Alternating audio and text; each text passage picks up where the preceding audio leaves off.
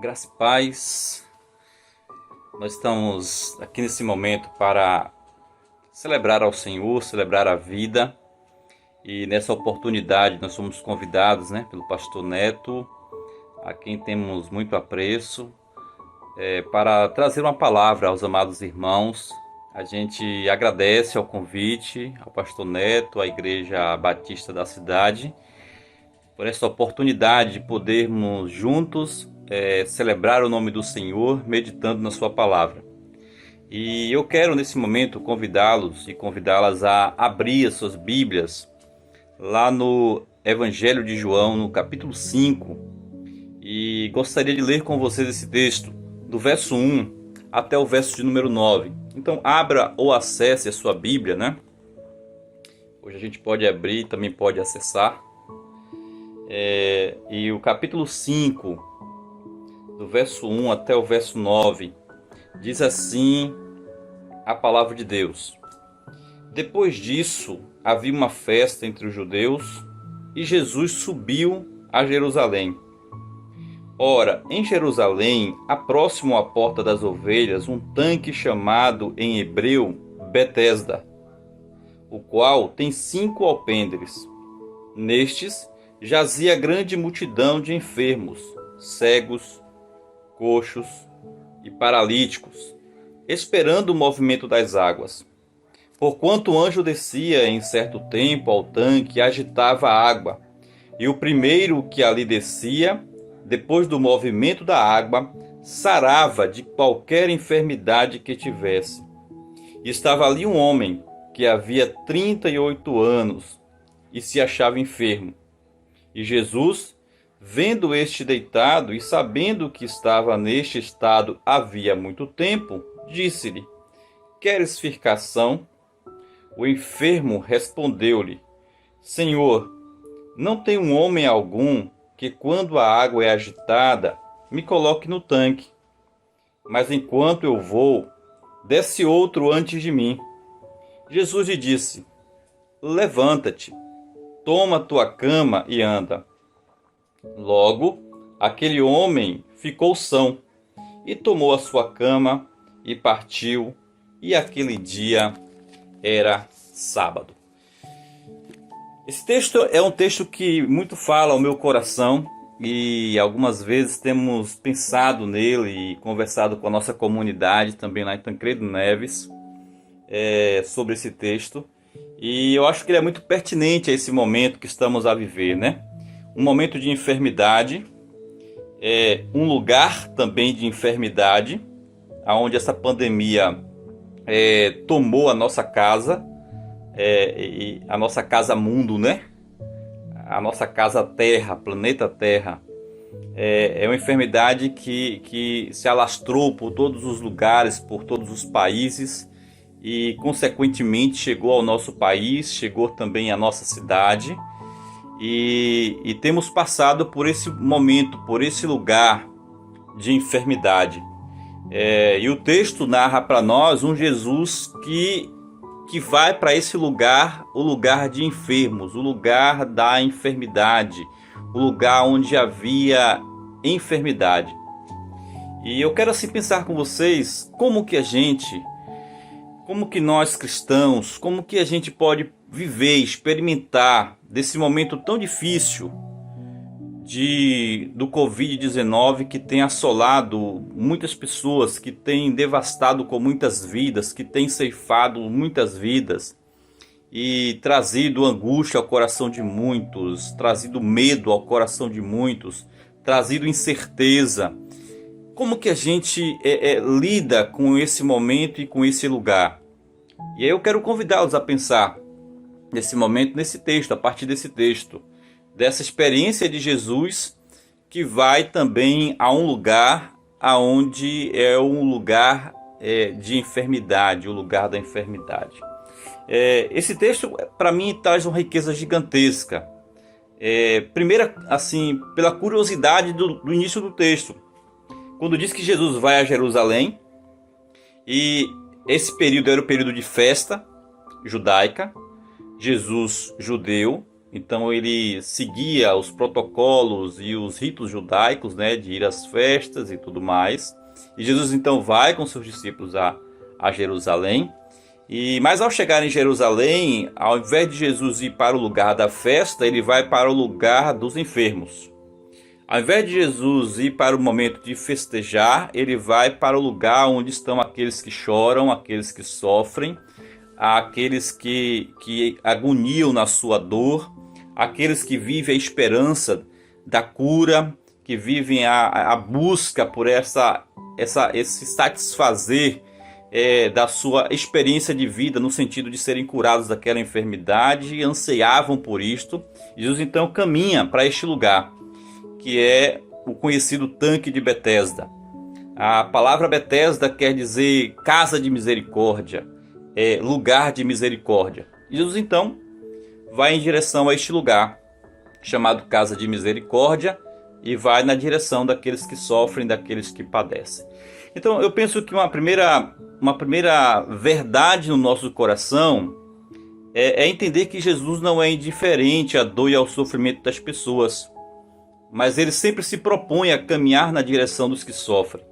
Ele sempre se propõe a caminhar para o lugar dos que sofrem. Jesus não fica aquém e muito menos inerte à situação de sofrimento. Então, nesse momento que estamos vivendo, tão difícil na nossa vida, na nossa história, é muito importante que a gente tenha plena consciência que Jesus ele está sempre se movimentando na nossa direção. Nós não estamos sozinhos, a ermo, alheios. Nós estamos sim, sobretudo na presença de Jesus. E Jesus ele está à disposição e ele caminha na nossa direção, na direção dos que sofrem. Então nunca estamos só quando estamos a sofrer. Nunca estamos só quando estamos padecendo. Jesus sempre está na nossa direção. É tão importante a gente observar que o texto sagrado mostra Jesus justamente sendo este que quebra os paradigmas, né? Então, ele é Jesus sim dos que sofrem, mas também é Jesus da festa. Então, ele começa, por exemplo, no capítulo 2, fazendo o seu milagre nas bodas de Caná, numa festa de casamento. Então, Jesus também é o Jesus da festa. Está lá no capítulo 2. Jesus também é aquele que vem quebrando o paradigma de ser o ápice da revelação de Deus. É isso que ele demonstra no capítulo 3, quando ele tem a conversa com Nicodemos. E temos aquele texto célebre que todos nós conhecemos, que é João 3,16.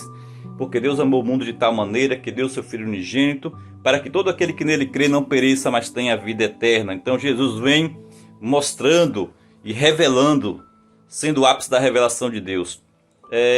E chega também no próprio capítulo 3 e 4, sendo este que quebra paradigmas também em relação às crenças da época. Então, Jesus tem um encontro no capítulo 4 com a mulher samaritana, e nesse encontro Jesus quebra vários paradigmas, né?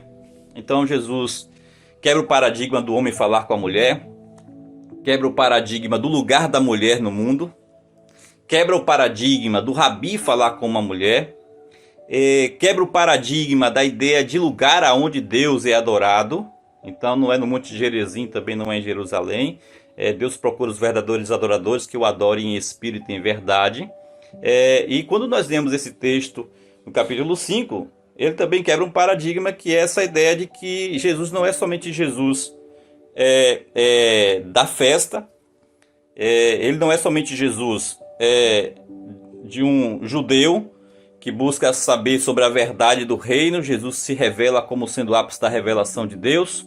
Jesus não é somente o Deus de um povo, de uma elite ou de um gueto religioso, mas é Deus de todos e todas. É Deus das mulheres, é Deus dos homens, é Deus de todos os povos e, sobretudo, é Deus também daqueles que estão padecendo, daqueles que estão enfermos, daqueles que estão marginalizados, daqueles que estão completamente desesperançosos na sua vida e desesperançosos na sua enfermidade. Então, o Jesus que se apresenta no texto para nós é um Jesus que vem quebrando com os conceitos e quebrando com aquela lógica que se tinha a respeito do mestre, que seria um mestre muito mais de um poder político do que de fato para todos e todas. Então Jesus se apresenta no texto como também o Jesus dos que sofrem.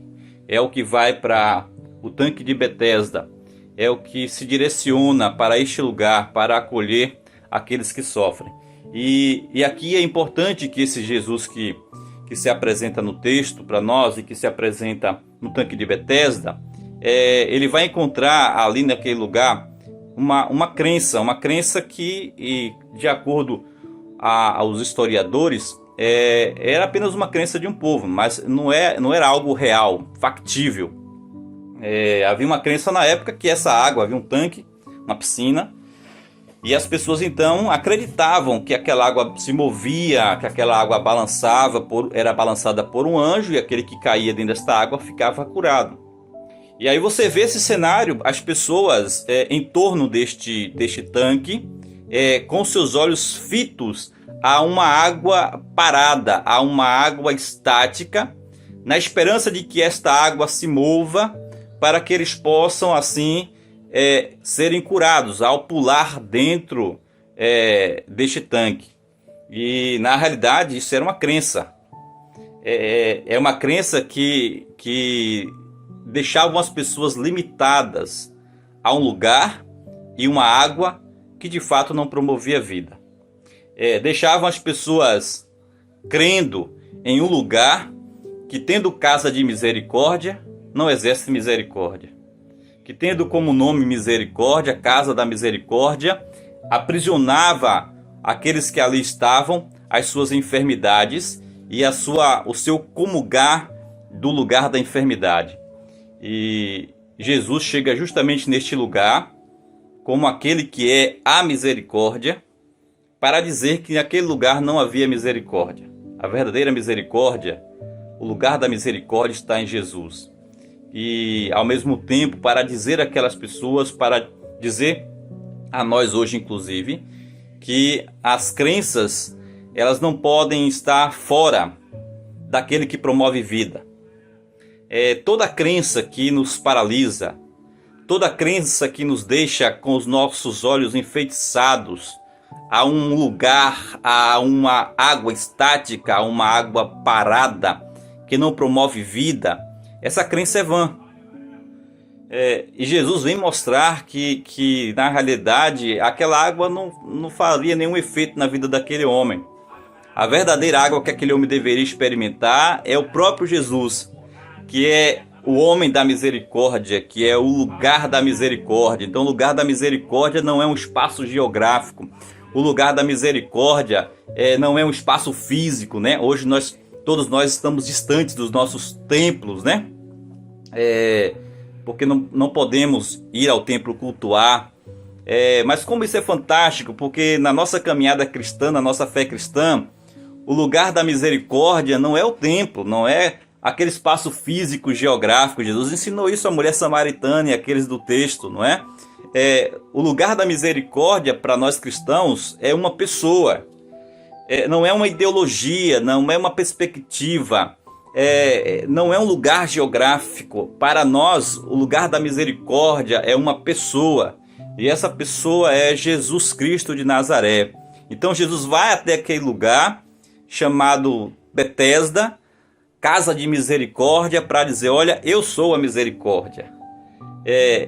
Para quebrar com essa crença limitante que fazia deste homem um homem refém da sua enfermidade há 38 anos, né? Há 38 anos, que é um número bem simbólico no texto, né? É um número que representa uma geração judaica, né? Então assim, é como se uma geração estivesse doente, é uma geração que está doente, que precisa ser liberta da sua crença limitante, dominante, que não promove vida, que deixa as pessoas completamente fechadas a um sistema de mundo, de uma água parada, inerte, que nada faz por ninguém. E que, pelo contrário, suscita nas pessoas um sentimento egolátrico, um sentimento egoísta, um sentimento de pensar unicamente na sua própria dor, de pensar na sua própria salvação, na sua própria cura, não é? É esta a queixa do homem do texto. Quando Jesus pergunta a ele, você quer ser curado? Ele fala, Senhor, eu não tenho ninguém que me leve ao tanque quando a água ela é movimentada. Não tem ninguém por mim, né? Eu estou sozinho. Então é o lugar onde, mesmo tendo tantas pessoas que têm o mesmo em comum, que é uma enfermidade, que é uma doença, que estão limitados a esta doença, mesmo tendo esse espaço em comum, eles vivem egoisticamente.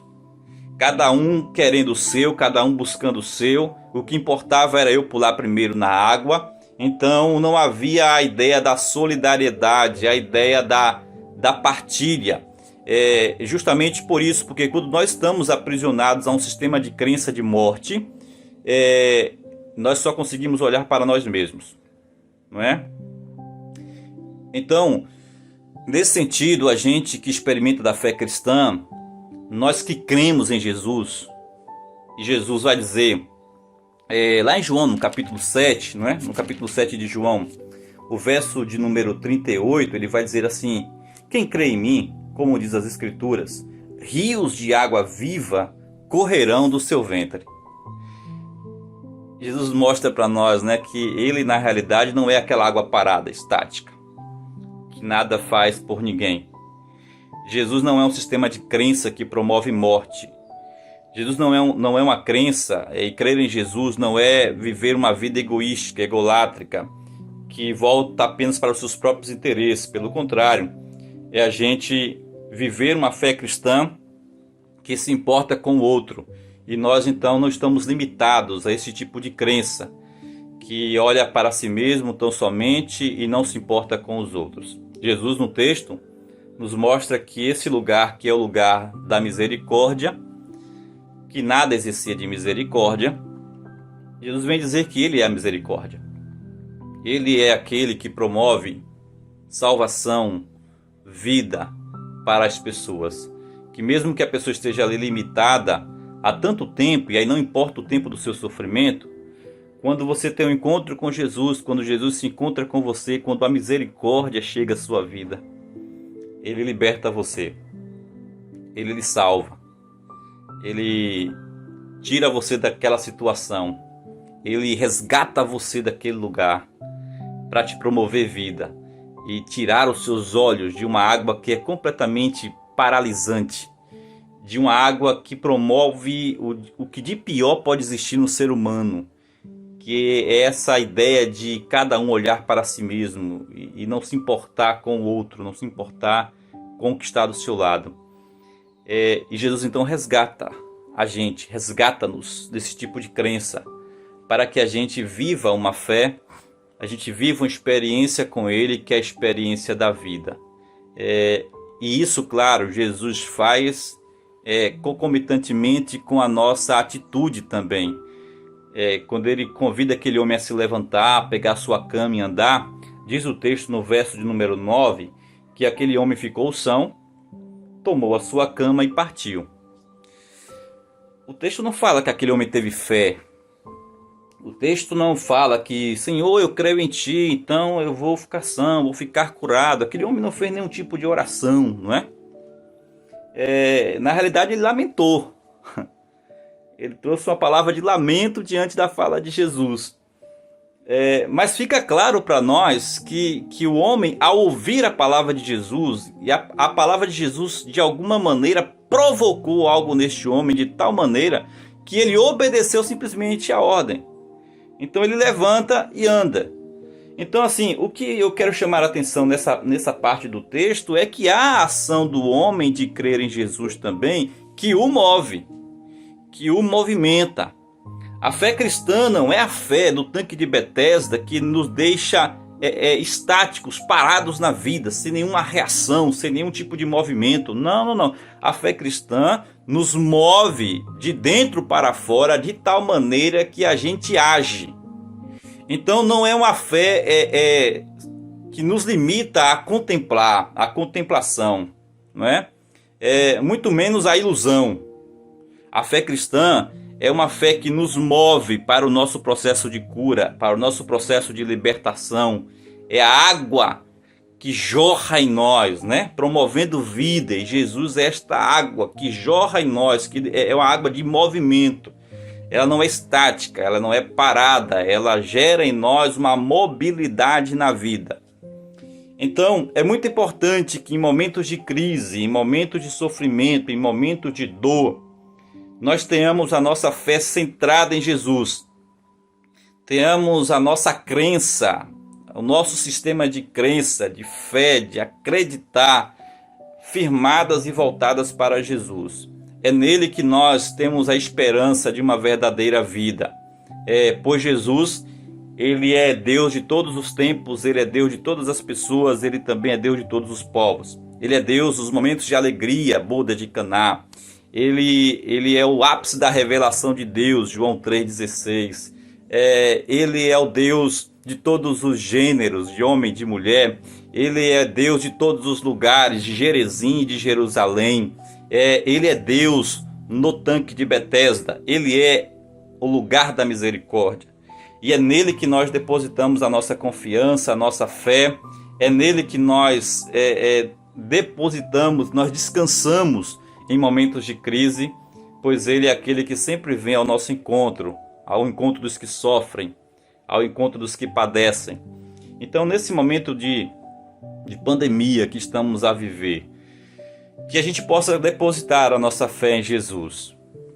Que a nossa crença ela não esteja em lugares ou em água parada, estática, que nada faz por ninguém. Que a sua fé e que a minha fé esteja centrada em Jesus, que nos convida à vida, que nos quer ver são, e esse são não é somente a ideia física, mas é o ser são existencialmente falando, né? Que mesmo passando por esse momento, mas nós temos vida. Mesmo passando por uma situação difícil, nós não estamos parados, estáticos. Nós não estamos a ermo, nós estamos na condução de Jesus de Nazaré, porque ele sempre se move na direção dos que sofrem. Ele se move na sua direção, se move na minha direção. A minha oração é que Deus continue nos abençoando nesse momento. E que possamos sempre voltar o nosso olhar para Jesus, para o lugar da misericórdia, o Deus da misericórdia e o Deus que se importa conosco, porque exerce misericórdia para com as nossas vidas. E com isso a esperança do nosso coração ela é renovada, ela é refeita. A gente não tem por que se desesperar. Tudo isso vai passar. Mas enquanto não passa, ou enquanto vai passando, que possamos estar no lugar certo. E o lugar certo não é o tanque de Betesda. O lugar certo é Jesus de Nazaré. Que Deus em Cristo nos abençoe. Que Deus abençoe a sua vida, abençoe a sua família. E que o Senhor continue derramando sobre você e nós misericórdia, graça e amor, para que possamos passar esses dias direcionados e orientados por esse Deus maravilhoso. Eu quero assim orar com você, fazer uma breve oração e agradecendo a Deus por esse momento, agradecendo a Deus pela sua palavra e pedir ao Senhor que nos ajude aí a vivermos esses momentos conduzidos pela presença dEle, pois Ele está conosco em toda circunstância da nossa vida. Senhor, graças te damos por esse tempo aqui de reflexão da Tua Palavra. Muito obrigado, Pai, pela Tua Palavra que está em nossas mãos, a qual podemos ler, refletir, e o Teu Espírito que fala aos nossos corações de acordo à nossa necessidade, que fala ao nosso coração de acordo àquilo que precisamos e que o Senhor entende que necessitamos. E que esta palavra neste momento, Senhor, encontre lugar nas nossas vidas. Que nós possamos nos desprender de tudo aquilo que não promove vida, de todas as crenças, Senhor, limitantes, que muito mais promove um mal ao ser humano, que promove uma atitude egoísta nossa, a fim de que nós possamos viver no verdadeiro ser, na verdadeira misericórdia que é o Senhor. Nos ensina, Pai, a descansar em Ti nesses momentos.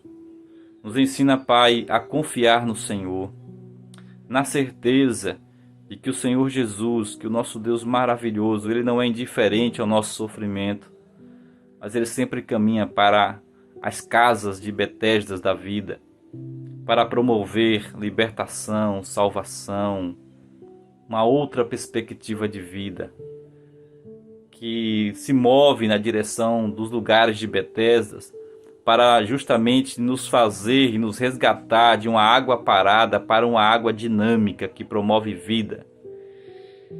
Muito obrigado, Senhor, por este momento.